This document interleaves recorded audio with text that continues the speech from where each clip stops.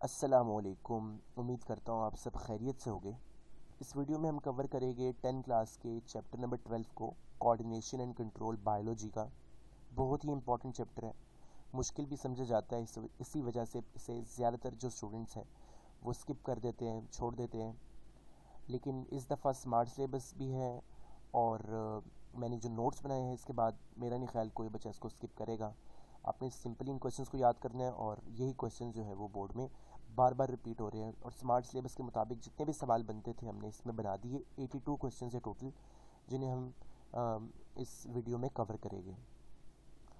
पहला सवाल है, what are the main types of coordination. Coordination की कितनी किस्में हैं? 2 किस्में हैं कोऑर्डिनेशन की। पहली है जिसे नर्वस सिस्टम कंट्रोल करता है, नर्वस कोऑर्डिनेशन, और दूसरी कोऑर्डिनेशन को इंडोक्राइन सिस्टम के ज़रिए लाया जाता है, यह है केमिकल कोऑर्डिनेशन। इंडोक्राइन सिस्टम को हम आखिर में तफसील से पढ़ेंगे, नर्वस सिस्टम को भी। What are the coordination take place in animals and plants. जानवरों में क्योंकि दोनों तरह की कोऑर्डिनेशन पाई जाती है, नर्वस कोऑर्डिनेशन भी और केमिकल कोऑर्डिनेशन भी, जबकि प्लांट्स में और जो दूसरे जानदार हैं उनमें सिर्फ केमिकल कोऑर्डिनेशन ही मौजूद होती है। कोऑर्डिनेशन सिस्टम के मेन कंपोनेंट्स 5 हैं: स्टिमुलाई, रिसेप्टर्स, कोऑर्डिनेटर्स, अफेक्टर्स और रिस्पॉन्स। इनको हम तफसील से एक एक करके अगली वीडियो आगे चलते हुए देखते जाएंगे। सबसे पहले हम देखते हैं स्टिमुलाई को। हर वो तब्दीली माहौल के अंदर जो एक रिस्पॉन्स प्रोवोक करे, एक रिस्पॉन्स को जन्म दे, उस तब्दीली को हम कहते हैं स्टिमुलस या स्टिमुलाई। जैसे सर्दी, गर्मी, प्रेशर बढ़ना, साउंड वेव्स, केमिकल्स की मौजूदगी या रोशनी ज़्यादा हो, तो ये जो तब्दीलियां हैं ये है स्टिमुलाई। जैसे आप बाहर जा रहे हैं, एकदम अंधेरे से बाहर निकले तो रोशनी ने आपकी एक रिस्पॉन्स को प्रोवोक किया, तो वहाँ रोशनी जो है वो एक स्टिमुलाई है। बिल्कुल इसी तरह से कोई स्मेल आपको एक रिस्पॉन्स प्रोवोक करेगी, ठंडक या गर्मी अगर हो तो एक रिस्पॉन्स प्रोवोक करेगी। तो ये जो चेंजिंग्स है जो रिस्पॉन्स को प्रोवोक करती हैं वो स्टिमुलाई है। रिसेप्टर्स क्या होते हैं? वो ऑर्गन्स जो स्टिमुलाई को डिटेक्ट करते हैं उनको हम कहते हैं रिसेप्टर्स। रिसीवर्स होते हैं ये, यानी जैसे साउंड वेव्स है तो उनको रिसीव करेगी आपके कान, लाइट को डिटेक्ट आपकी आंखें करेगी। इस तरह कोई केमिकल मौजूद होगा हवा में तो आपकी नाक उसको डिटेक्ट करेगी। तो ये जो डिटेक्टर्स है ये रिसेप्टर्स है। इसके बाद कोऑर्डिनेटर्स क्या हैं? Organs that receive information from receptors and send message to organ for proper action. यानी ऐसे अज़ा जो रिसेप्टर से इंफॉर्मेशन हासिल करते हैं स्टिमुलस के मुतल्लिक और एक पार्टिकुलर ऑर्गन को मैसेज सेंड कर देते हैं ताकि वो एक प्रॉपर एक्शन करे, अफेक्ट लेकर आए। जैसे आपके ब्रेन के पास आपके स्पाइनल कॉर्ड, ये सारे के सारे जो है वो नर्वस कोऑर्डिनेशन में ये कोऑर्डिनेटर्स है। जबकि केमिकल कोऑर्डिनेशन में आपके कुछ एंडोक्राइन ग्लैंड्स है जिनको हम तफसील से आखिर में पढ़ने जा रहे हैं, जो बहुत इंटरेस्टिंग है, उनको भी हम वहाँ पर देखेंगे। अफेक्टर्स क्या होते हैं? जो चौथा कंपोनेंट है कोऑर्डिनेशन सिस्टम का, अफेक्टर्स बॉडी के वो हिस्से जो कोऑर्डिनेटर से मैसेज लेते हैं और एक रिस्पॉन्स को प्रोड्यूस करते हैं, इनको हम कहते हैं अफेक्टर्स। जैसे आपकी मसल्स है, ग्लैंड्स है, लिवर, बोन एक्सेट्रा, ये सारे के सारे एज एन अफेक्टर काम करते हैं। रिस्पॉन्स क्या होता है? मैसेज जो कोऑर्डिनेटर से मिला, अफेक्टर ने जो रिस्पॉन्स दिया उस स्टिमुलस के ख़िलाफ़ जो एक्शन परफॉर्म किया, उस एक्शन को हम कहते हैं रिस्पॉन्स। जैसे आपका हाथ अगर बहुत ही हॉट ऑब्जेक्ट के साथ उसको लगाया जाए तो आप फ़ौरन से अपना हाथ पीछे कर देंगे। तो इसी तरह से जो सूरजमुखी का फूल है वो जिस तरफ रोशनी होगी उस तरफ फिर जाएगा, उस तरफ मूवमेंट करेगा, तो ये रिस्पॉन्स है। तो यहाँ तक तो कंपोनेंट्स जो है वो 5 हमने पढ़ लिए। इसके बाद है write down the major components of human nervous system. इंसान का जो नर्वस सिस्टम है उसके जो कंपोनेंट्स हैं 2 हैं, सेंट्रल नर्वस सिस्टम और पेरिफेरल नर्वस सिस्टम।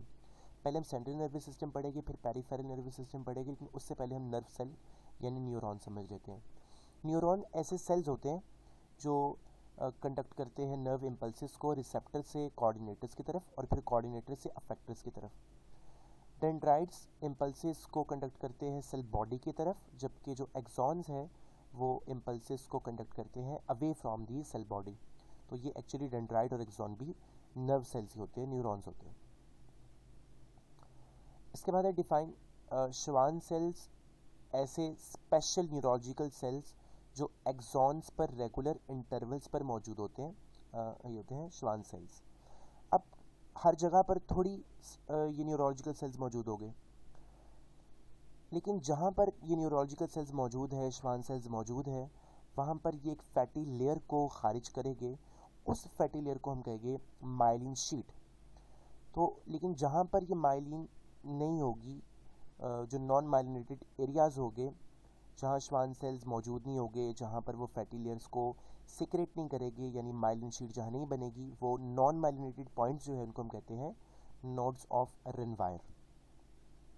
अब क्योंकि ये जो माइलिन शीट है ये कंडक्ट नहीं कर सकती नर्व इम्पल्सेस को, इसीलिए जो सेल इम्पल्सेस है उनको इसके ऊपर से जंप करके जाना पड़ता है। तो इसीलिए हम उन इम्पल्सेस को जंपिंग इम्पल्सेस कहते हैं या सेल्टेटरी इम्पल्सेस भी कहते हैं। तो ये भी एक बहुत इम्पॉर्टेंट क्वेश्चन है। इसके बाद न्यूरॉन्स की कुछ किस्में हैं, 3 किस्में। सेंसरी न्यूरॉन्स जो सेंसरी इन्फॉर्मेशन को रिसेप्टर से सेंट्रल नर्वस सिस्टम तक लेकर जाती है, इसमें एक डेंड्राइट होता है, एक एक्सॉन होता है। इंटर न्यूरॉन जो इन्फॉर्मेशन को रिसीव करती है, इंटरप्रेट करती है और फिर उसे मोटर और स्टिमुलेट करती है मोटर न्यूरॉन को। तो इनके पास बहुत से डेंड्राइट्स और एक्सॉन्स होते हैं। मोटर न्यूरॉन ये इन्फॉर्मेशन को इंटर न्यूरॉन से कैरी करते हैं और फिर इसे अफेक्टर्स की तरफ, यानी मसल्स की तरफ, ग्लैंड्स की तरफ, या जो भी वहाँ अफेक्टर है उस तक लेके जाते हैं। इनके पास बहुत से डेंड्राइट्स हैं लेकिन एक ही एक्सॉन है। तो यहाँ तक आपका न्यूरॉन वाला जो टॉपिक है वो क्लियर हो गया। 20वां सवाल है define nerve in list its major types. तो वो एक एक्सॉन्स का एक गुच्छा जिसे लिपिड ने कवर किया हो उसको हम कहते हैं नर्व यानी एक्चुअली जो नर्व है ये एक्सॉन्स का गुच्छा है जो जिसे एक लिपिड ने कवर किया हुआ है। इसके 3 टाइप्स हैं, sensory nerves, motor nerves and mix nerves. Sensory nerves में सिर्फ सेंसरी न्यूरॉन्स के एक्सॉन्स होते हैं, मोटर नर्व्स में मोटर न्यूरॉन्स के एक्सॉन्स होते हैं, जबकि मिक्स नर्व्स में दोनों तरह के एक्सॉन्स होते हैं, बोथ सेंसरी एक्सॉन्स भी और मोटर न्यूरॉन के एक्सॉन्स भी इसमें होते हैं।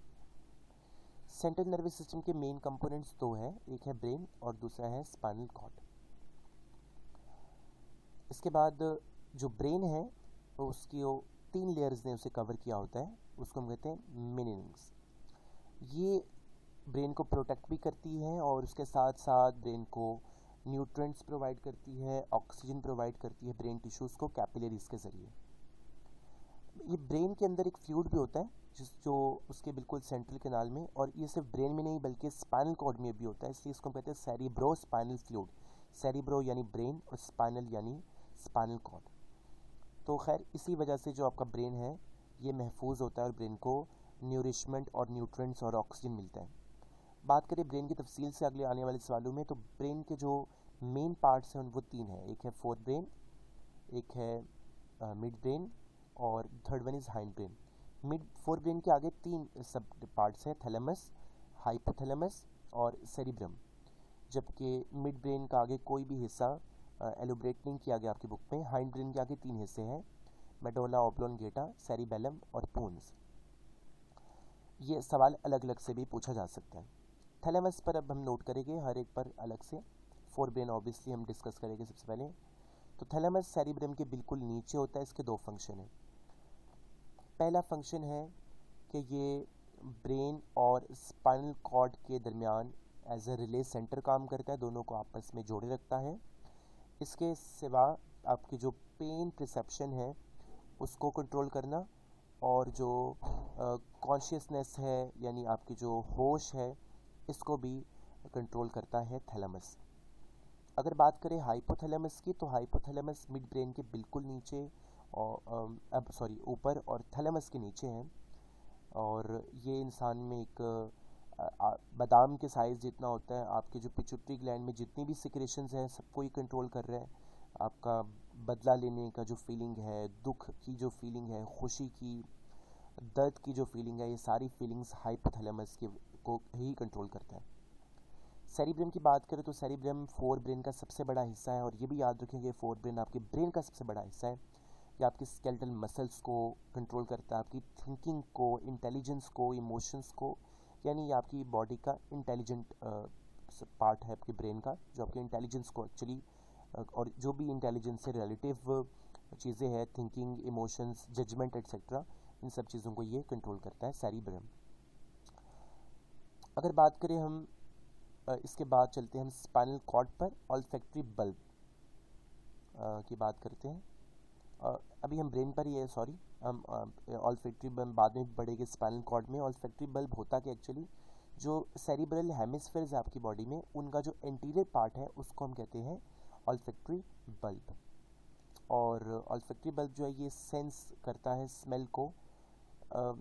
जो नर्वस सिस्टम आपका एक्चुअली इसके दो तरह के इस पे मैटर है, ग्रे कलर का, एक वाइट का।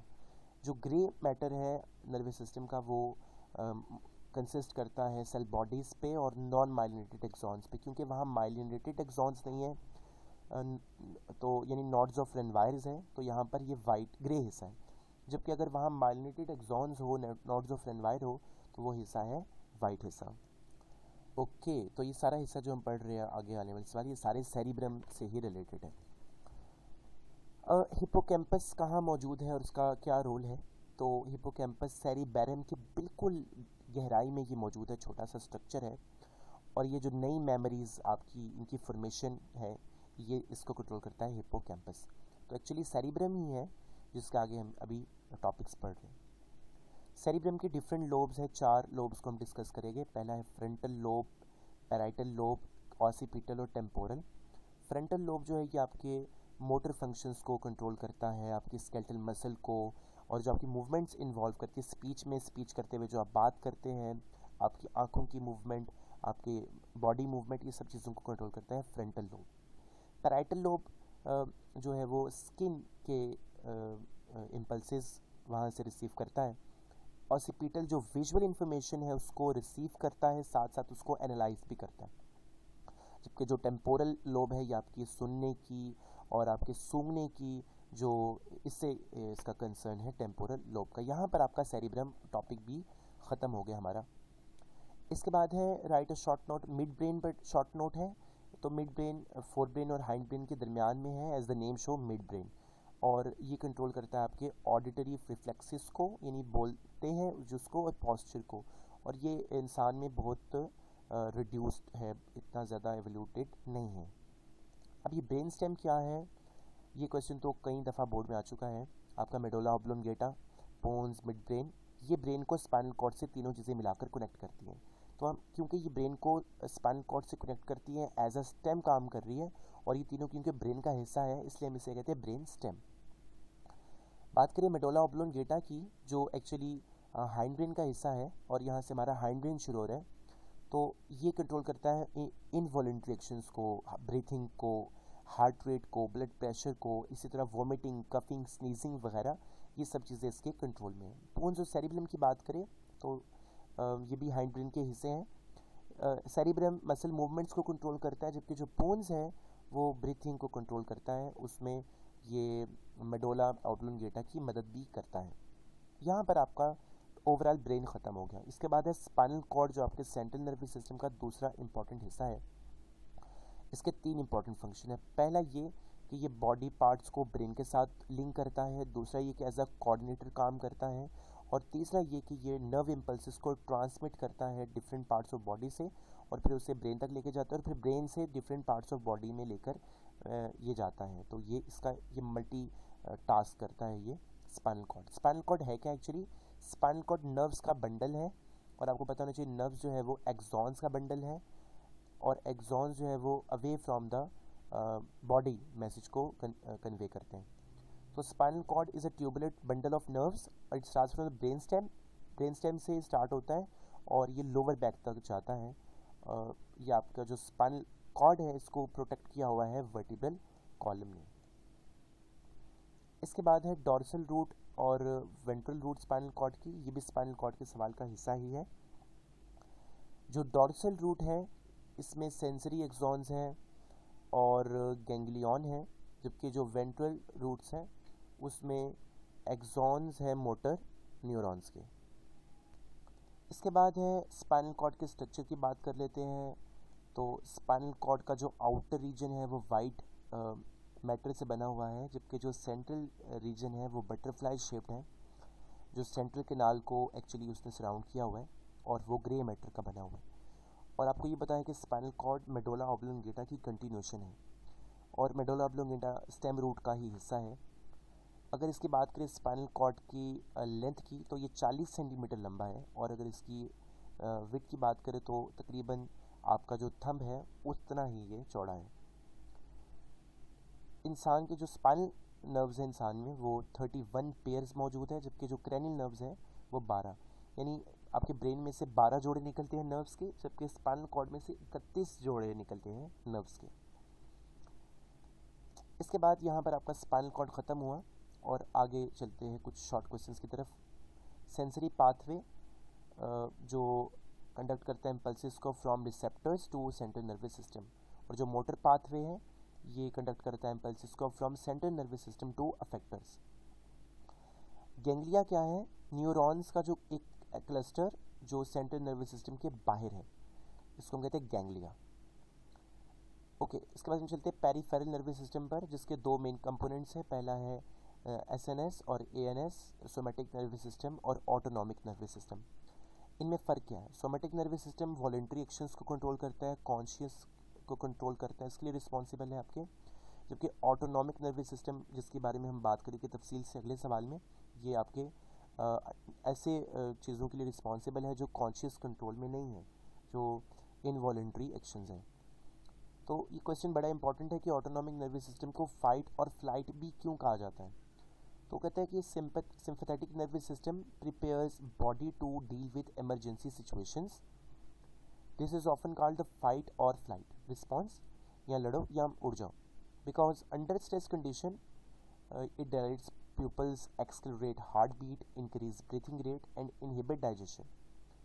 जबकि जब स्ट्रेस एंड होगा तो जो पैरासिम्पैथेटिक नर्वस सिस्टम है वो एक्शन करेगा और तमाम फंक्शंस को नॉर्मलाइज कर देगा। आपका जो प्यूपिल है वो कॉन्ट्रैक्ट करेगा, डाइजेशन प्रोमोट हो जाएगी और जो हार्ट बीट है वो स्लो हो जाएगी और ब्रीथिंग रेट भी नॉर्मल हो जाएगा। तो इसलिए हम इस सिस्टम को फ्लाइट और फाइट भी कहते हैं। वॉलेंट्री एक्शंस ऐसे एक्शंस होते हैं जो हमारे कॉन्शियस कंट्रोल में होते हैं, जबकि इनवॉलेंट्री एक्शंस ऐसे एक्शंस होते हैं जो हमारे कॉन्शियस कंट्रोल में नहीं होते। अब है व्हाट इज रिफ्लेक्स आर्क। यहाँ पर हमारा एक अलग टॉपिक शुरू होगा, रिफ्लेक्स एक्शन वाला। तो रिफ्लेक्स आर्क वो रास्ता जो नर्व इम्पल्सेस फॉलो करती है एक रिफ्लेक्स एक्शन प्रोड्यूस करने के लिए, यानी जो कंपोनेंट्स में से वो गुजर के जाती है, जिस रास्ते से वो गुजर के जाती है उस रास्ते को हम कहते हैं रिफ्लेक्स आर्क। और जो एक्शन होता है उसको हम कहते हैं रिफ्लेक्स एक्शन। जो रिस्पॉन्स होता है इनवॉलेंट्री रिस्पॉन्स। हम बात करें ऑटोनॉमिक नर्वस सिस्टम के ही हवाले से, तो जो इनवॉलेंट्री रिस्पॉन्स होता है सेंट्रल नर्वस सिस्टम का जो बहुत क्विक होता है उस रिस्पॉन्स को हम रिफ्लेक्स एक्शन कहते हैं। इसकी एक मिसाल के तौर पर यहाँ पर एक मिसाल ड्रॉ की गई है। सबसे इसकी इंपॉर्टेंट एग्जांपल जो है वो ये कि जब हॉट ऑब्जेक्ट के साथ आपकी बॉडी को टच किया जाएगा तो आप उसे अपने हैंड को विड्रॉ कर लेंगे वहाँ से। तो क्यों? क्योंकि जो हीट है वो टेम्परेचर को और पेन रिसेप्टर्स को स्टिमुलेट करेगी। तो ये कुछ रास्ता फॉलो होगा, पहले सेंसरी न्यूरॉन से इंटर न्यूरॉन, फिर मोटर न्यूरॉन, फिर वहाँ से मसल, फिर ब्रेन, और फिर ब्रेन से जो है वो वापस जो है वो अफेक्टर्स की तरफ और रिस्पॉन्स होगा। तो ये एक पूरा रास्ता होगा रिफ्लेक्स आर्क का। यहाँ पर आपका वो ख़त्म होता है और हमारे यहाँ शुरू होते हैं ग्लैंड्स।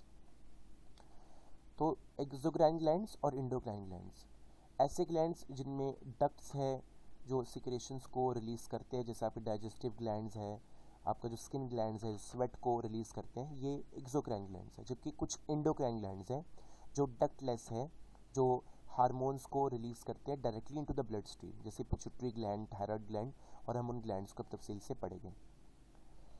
क्वेश्चन नंबर 53 है डिफाइन हार्मोन। हार्मोन एक केमिकल होता है, स्पेसिफिक मैसेंजर के तौर पर काम करता है, जो इंडोक्राइन ग्लैंड्स को सेक्रेट करता है, यानी रिलीज़ करता है, और ये फिर बॉडी में जाकर टारगेट प्लेस पर जाकर वहाँ पर फंक्शन को स्टिमुलेट करता है, को एक्टिवेट करता है। तो कुछ इंपॉर्टेंट जो इंडोक्राइन ग्लैंड्स हैं उनमें पिट्यूटरी ग्लैंड है, थायराइड ग्लैंड है, पैराथायराइड ग्लैंड है, एड्रिनल ग्लैंड है, पैंक्रियाज है और गोनाड्स है।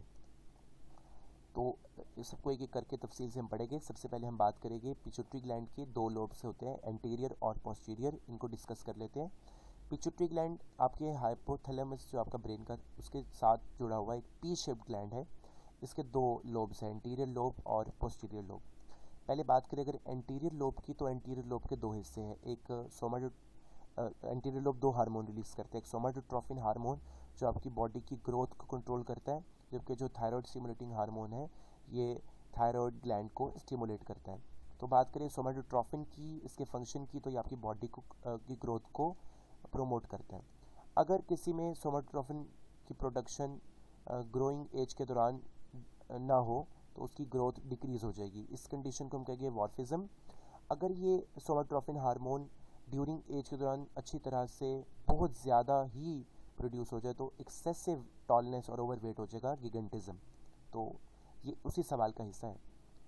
और अगर ये सोमाटोट्रोफिन हार्मोन ग्रोइंग एज के बाद प्रोड्यूस हो एक्सेसिवली तो इंटरनल ऑर्गन्स और बॉडी एक्सट्रीम जो मिटीज़ है वो बढ़ जाएगी। आपकी हाइट नहीं बढ़ेगी बल्कि आपके बड़े बड़े हाथ हो जाएंगे, आपके पाँव बहुत बढ़ जाएंगे और आपकी जो जॉ बोन्स है ये बढ़ जाएगी। इस तरह की डिजीज को हम कहेंगे एक्रोमेगली। जबकि जो दूसरा हार्मोन रिलीज करता है एंटीरियर लोब है TSH यानी थायराइड स्टिमुलेटिंग हार्मोन।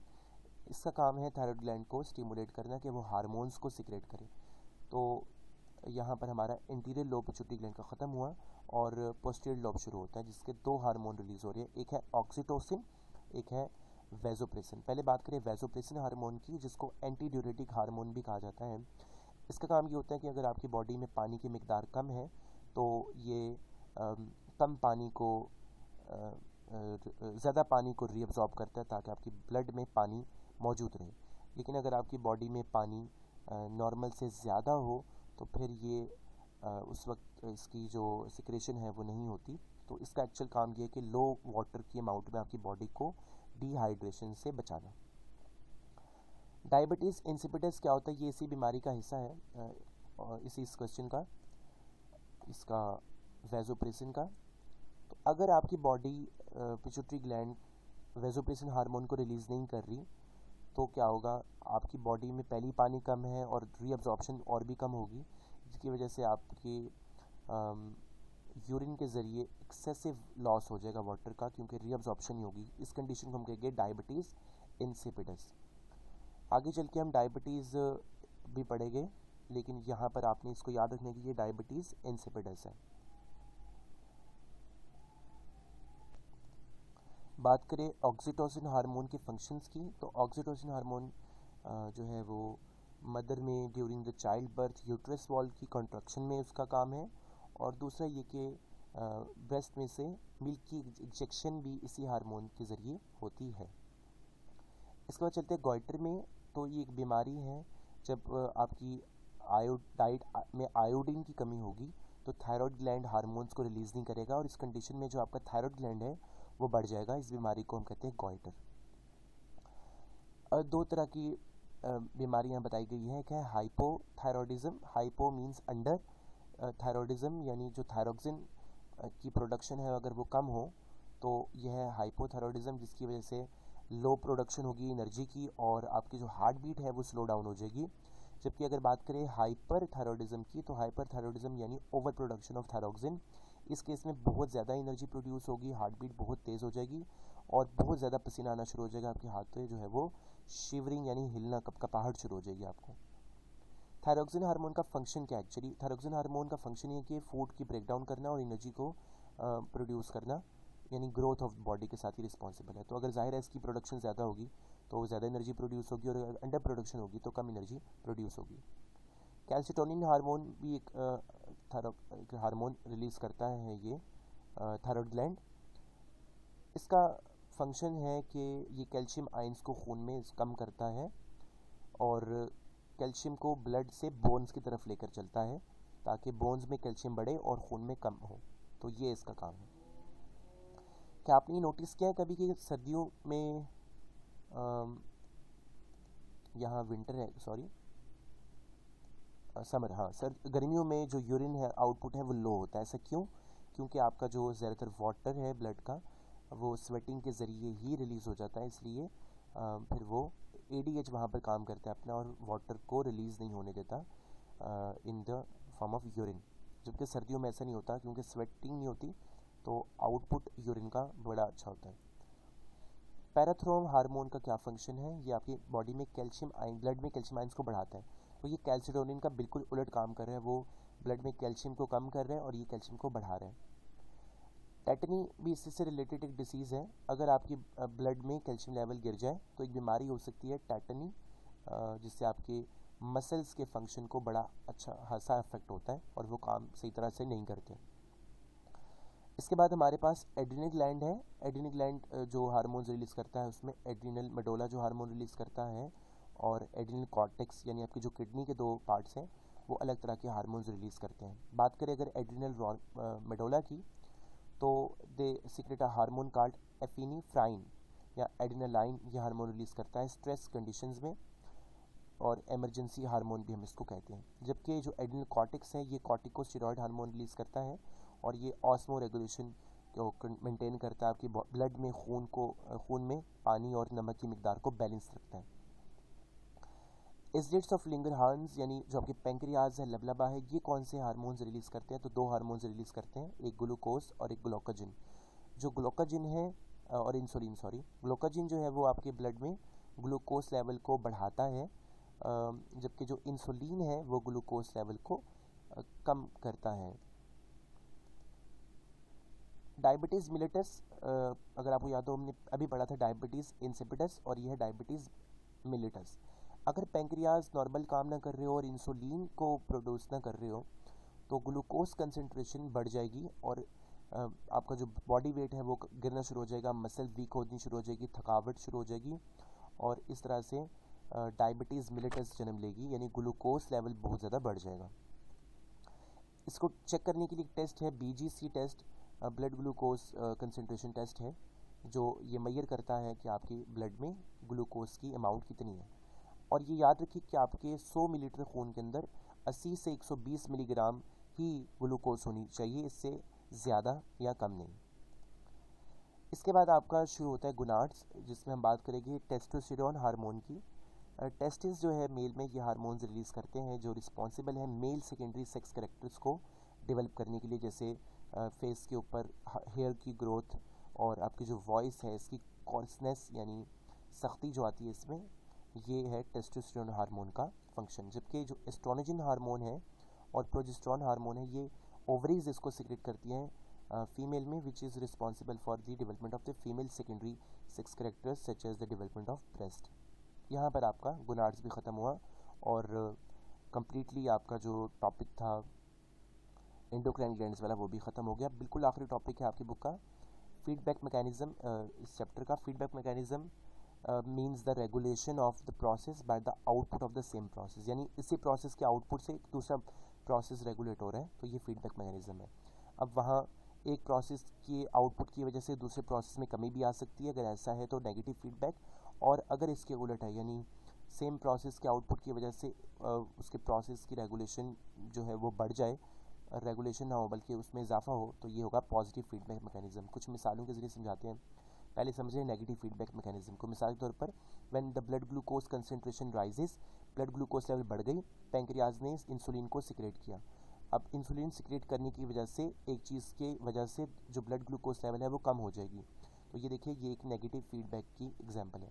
क्योंकि पॉजिटिव फीडबैक की एग्जांपल देखें कि जैसे ही इन्फेंट जो है वो सकलिंग एक्शन करेगा तो मदर की जो प्रोडक्शन होगी मिल्क की वो बढ़ जाएगी और हार्मोन की प्रोडक्शन बढ़ेगी, जिसकी वजह से मिल्क प्रोडक्शन बढ़ेगी।